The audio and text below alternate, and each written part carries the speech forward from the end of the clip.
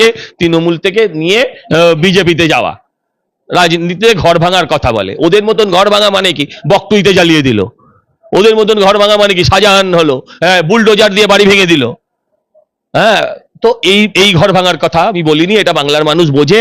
উনি প্রথম থেকেই লোক ঠকানোতে নেমেছেন, লোকের সঙ্গে দেখাই হলো না, লোক ঠকানো শুরু।